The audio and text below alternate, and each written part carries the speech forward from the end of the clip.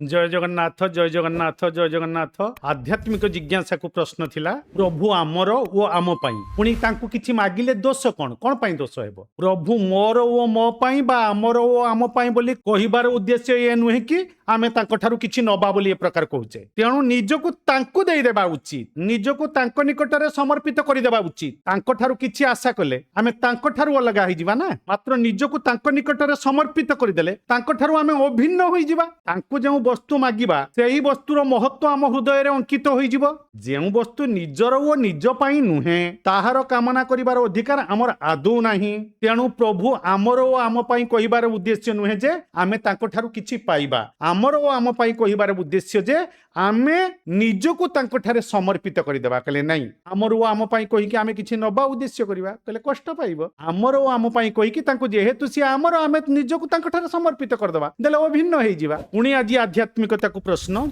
चुप साधना केमिति करिबा प्रभुजी एही उत्तर रखंतु जय जगन्नाथ।